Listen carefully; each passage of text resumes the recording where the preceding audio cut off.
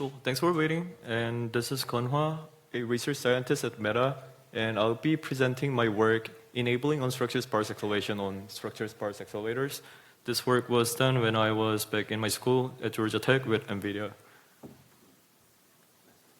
Here is a quick outline of today's talk. I'll be starting my background first and then talking about introduction to TASD, which is the method that we're proposing here.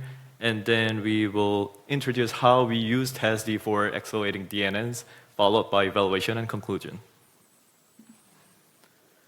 For the folks over here, I don't think I need to emphasize this more, but we know DNN models become wider and deeper. The number of model parameters becomes extremely large, demanding more computations and memory capacity and bandwidth. Previous presenters talked about quantization, definitely one of the most popular methods for model compression. But in this presentation, we want to focus more on the sparsity support from hardware side.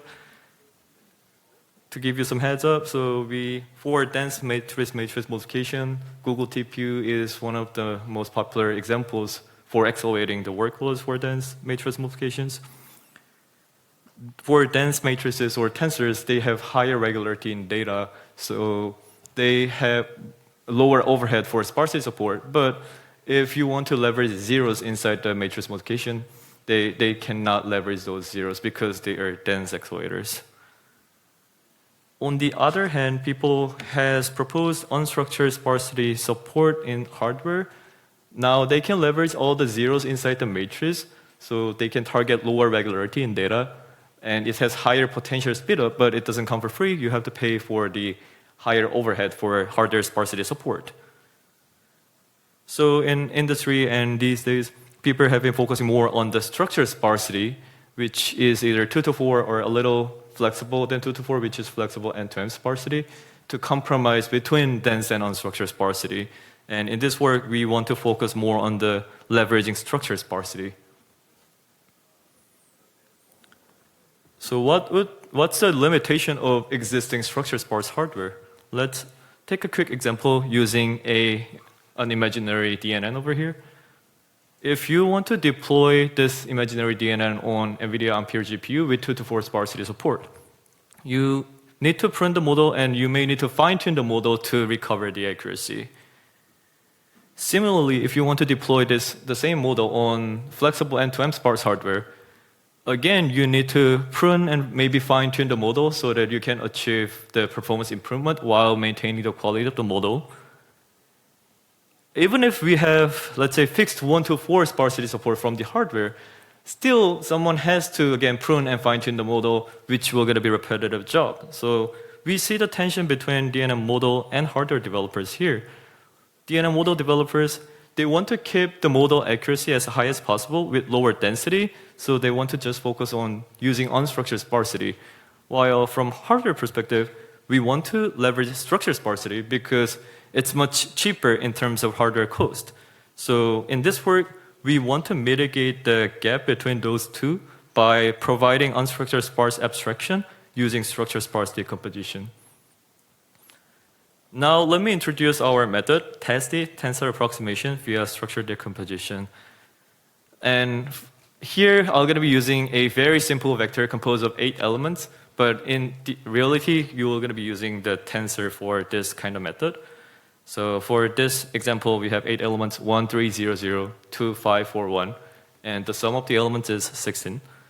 And let's think about another matrix B, and we want to calculate the matrix multiplication with A and B. For this example, we will going to be using this as the baseline dense matrix multiplication. So using dense matrix multiplication, all the non-zeros were going to be covered, all the magnitudes were going to be covered. And I'll call this as a baseline, so effective mag operation, multiply and accumulate operations were going to be 1. So how do we approximate this with structured decomposition? What we can do is we can extract the largest 2 elements in each consecutive 4 elements. So from the first block, we extract 1 and 3. From the second block, we extract 5 and 4. And I'll call this as A1, 2 to 4. Naturally, we get the remainder vector or matrix R1, which is A minus A1, 2 to 4. We see we are losing 2 non-zeros from the original vector. And we can rewrite A as A1224 plus R1, or simply we can approximate A as A1224. And what would happen if we use A as the approximation for our matrix multiplication? Now, we call this as, we use configuration for test D224, and we can cover 4 out of 6 non-zeros from the original vector. In terms of magnitude, we can cover 81%. And by skipping those redundant computations, we can achieve 50% performance improvement. But it's possible that someone would be unhappy about losing those 2 non-zeros. Then we don't need to stop over here. We can, again, approximate R1 as well sequentially. So we can, again, extract largest 2 elements in each consecutive 4 elements from R1. We can derive A2224, and we get R2 here. And interestingly, for R2, we don't have any non-zeros left. So if we rewrite A or approximate A as A1224 plus A2224, we do not lose any non-zeros. But do we have any performance improvements? We can conduct matrix multiplication with A1224B plus A2224B, but in this case, for each matrix multiplications, we're going to be taking 50% of computations. So this tested configuration 224, 224, even though they can cover all the non-zeros, we don't get any performance improvement. So if you want to get performance improvement, we have to do a little better. So instead of extracting 2 out of 4 in the second step, what if we extract the largest element in each consecutive 4 elements, which means we apply 1 to 4. From the first block, we don't have anything. From the second block, we can only extract 2. So we will going to be losing the last element, the last non-zero element 1. So in this case, if we approximate A as A1224 plus A2124, now the matrix multiplication can save 25% of computations while just losing 1 non-zero element. We can even do better. Instead of applying 1 to 4 as the second stage, what if we apply 2 to 8? If we apply 2 to 8, then we can cover both 2 and 1 in the second R1, so that we don't lose any non-zeros anymore, while still, if you apply the approximation with matrix multiplication, you can still save 25% computations. So configuration for test with 2 to 4 and 2 to 8, you can take the benefits of both words, while covering all the non-zeros, reducing the computation. But as you can see, this would be depending on the actual sparsity of the original vector or tensors. So let's look at the effectiveness of this testing method on the actual matrices. So here on the x-axis, I show original density of a given matrix. On the y-axis, let's look at the percentage of dropped non-zeros. Of course, if the matrix itself is pretty sparse, less than 20% density, then we can apply very aggressive testy approximation using 2 to 4 while just losing 5% of dropped non-zeros. However, if the matrix itself is pretty dense, then it's kind of inevitable to drop some of the non-zeros. So you better use some of the conservative approximations, such as 2 to 4 plus 2 to 8, or 2 to 4 plus 2 to 8 plus 2 to 16. This motivates us to look at the actual weight and activation sparsity. And in this example, I look at unstructured sparse ResNet 50. And as the figure shows, it fluctuates a lot, all the way from 20% to all the way up to 99%. So this motivates us to think about, okay, we cannot just select one tested configuration for the entire network, but instead we have to come up with a systematic approach to find out the right tested configuration per layer. So based on this, we find, again, instead of using one network-wise tested configuration, we develop something called tester in the paper and explain in detail based on heuristics and systematic approach so that we can find what's the right tested configuration to achieve the most compute improvement while maintaining the quality of the model. This is the high-level result on unstructured sparse ResNet 50. I will not gonna get into all the details of the result, but at high level, it was able to achieve 49% reduction in EDP for NVIDIA Sparse Tensor Core, or with Vegeta, which supports flexible end-to-end support, it was able to achieve 83% EDP reduction. We also validate our work with using the existing NVIDIA GPU, and depending on the batch size, the performance gain would vary, but we were able to achieve up to 1.41x speedup, leveraging the 2 to 4 sparse tensor core in Ampere GPU. All right, I'd like to conclude my work with this slide. First, we introduce tensor approximation via structured decomposition, or TSD, as the method to approximate any sparse tensor with a series of structured sparse tensors. And we show how TSD can be used to accelerate DNNs.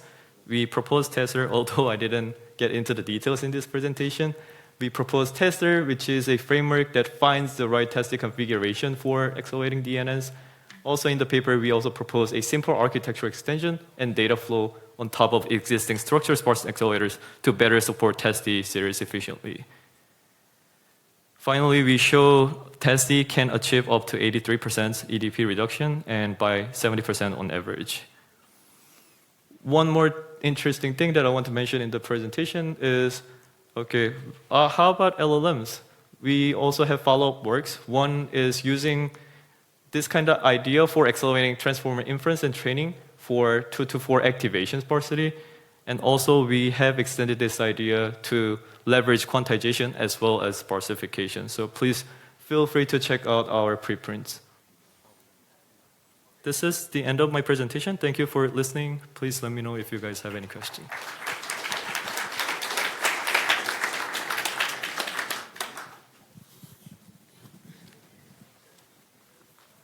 Hello, excellent presentation.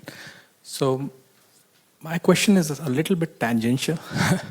So have you explored or come across literature where sparsity or unstructured sparsity is leveraged for higher level memory data movements, and you have structured sparsity at the accelerator level? How does your work compares to exploiting unstructured sparsity for data movements, especially at higher memory hierarchy levels, and then kind of maybe just having dense accelerators underneath, or having structured sparse accelerators underneath versus what you are proposing? Yeah, first of all, I think that's a pretty cool research idea that I can actually extend this work. So what you're proposing is, can we maybe use different sparse format based on different memory hierarchy? So if we are pretty much memory bound, then we can try to compress as much as possible for the high level or lower level memory hierarchy. And for the actual compute units, because it's, yeah, I think by itself, it's pretty interesting. It reminds me one of the papers that I like, which is called Sparse Loop. It actually explores different compression format per different memory level. So I think we can kind of merge that idea into this work. But to be honest, I didn't explore that idea in this work. Yeah, thank you.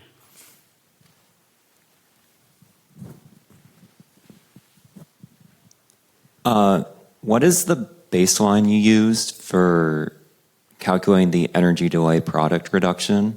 Because, sure. I mean, what you described is kind of a software change, and I mean, are you just comparing to dense multiplies? So that, again, that's a great point. So we compared against dense accelerator and also structured sparse accelerator, and then we compared against unstructured sparse accelerator to be fair. So in the paper, we have all evaluation results. Thank you.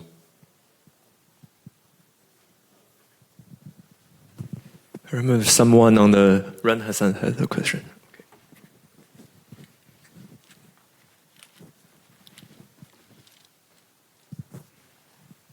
Thank you. Excellent presentation. So the question is, what is the overhead for your TASD encoding? Is there a computation or energy overhead to that? Mm-hmm. Yeah, again, that's a great point from the system or architecture perspective. So for TASD, I showed the process of extracting those elements. For weights, because this can be done offline, there is no overhead. But for activations, because you have to apply that approximation on the fly, you can either run it on CUDA core, or you can have simple architecture extension to do something like extraction. So that's why we also proposed that in the paper, which is pretty lightweight in my opinion, but yeah, you can take a look at it in the paper.